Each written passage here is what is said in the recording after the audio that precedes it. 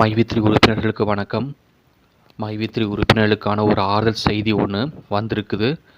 என்னென்னு பார்த்தீங்கன்னா, 2024 வருடம் முடிகிறதுக்கு சில நாட்கள் தான் உள்ளன. இந்த 2004 ஆண்டில் தான் எம்டி அவர்களுக்கு நிறைய பிரச்சனைகள். சரி, இந்த பிரச்சனைகளால் கம்பெனி தற்காலிகமாக மூட அப்படிங்கிற செயல் நடந்திருக்குது. இந்த 2004 ஆண்டு உறுப்பினர்கள் அனைவருக்குமே மிகப்பெரிய பாதிப்புகள் ஏற்பட்டிருக்குது.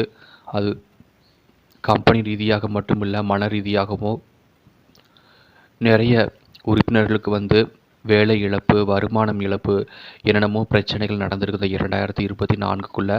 ஆனால் அந்த 2024 முடிகிறதுக்கு இன்னும் 15 நாட்கள் தான் உள்ளன. இதற்கு இடையில் சில மாதத்துக்கு முன்னாடியே ஜாமீன்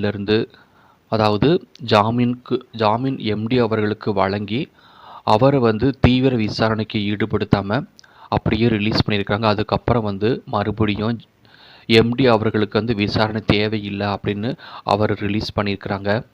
இதற்கு இடையில் 71 இயக்குநர்களுடைய வங்கி கணக்கில் அதிகாரப்பூர்வம் இல்லாமல் தேவைக்கு அதிகமான வருமானங்கள் அவர்களது அக்கௌண்ட்டில் பரிமாற்றம் செய்யப்பட்டிருக்குன்னு சொல்லிட்டு விசாரணையில் இயக்குநர்கள், அதாவது அவங்க உறுப்பினர்கள், அடிப்படை உறுப்பினர்களாக இருந்து இயக்குநர்களாக உயர் பதவியில் ப்ரொமோட் பண்ணியிருக்காங்க. அவங்களையும் விசாரணை நடத்திட்டு தான் இருந்திருக்கிறாங்க.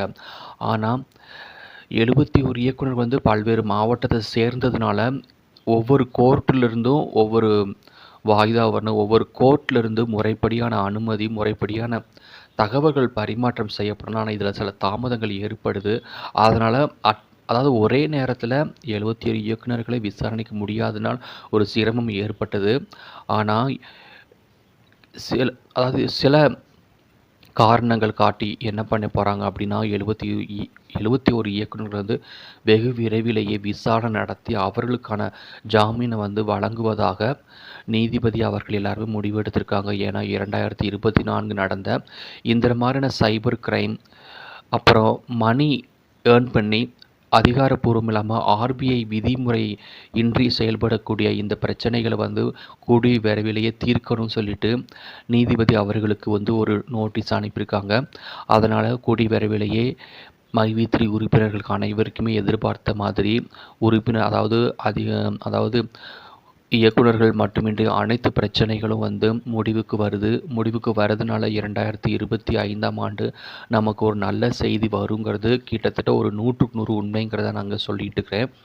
ஏன்னா 2025 நல்லபடியாக நடக்கும். ஏன்னா எம்டி அவர்கள் 2025 வருடம் தான் நம்ம எல்லாருக்குமே நம்மகிட்ட பேச வராரு. அதனால தான் இவ்வளோ நாள் காத்துக்கிட்டு இருக்காரு. ஏன்னா இந்த 2024க்குள்ளேயே எல்லா பிரச்சனையும் முடிக்கிற மாதிரி நிறைய முயற்சிகள் எடுத்துக்கொண்டு வராங்க. அதனால் 2025 உறுப்பினர் அனைவருக்குமே நல்ல ஒரு வாழ்க்கை அமையுங்கிறதா எல்லோருடைய நம்பிக்கையும் எல்லோருடைய வழிபாடும். அதனால் சீக்கிரமாக உறுப்பினர்களுக்கு அனைத்து பிரச்சனைகளும் இன்றி மறுபடியும் எப்படியெல்லாம் மைவித்ரி கம்பெனியால் மக்கள், அதாவது உறுப்பினர்கள் வாழ்க்கை செழிப்பாக இருந்துச்சோ அதே மாதிரி மறுபடியும் 2025 ஆண்டும் அதே மாதிரி அமைஞ்சுங்கிறது எல்லோருடைய நம்பிக்கையாக இருந்துகிட்ருக்குது.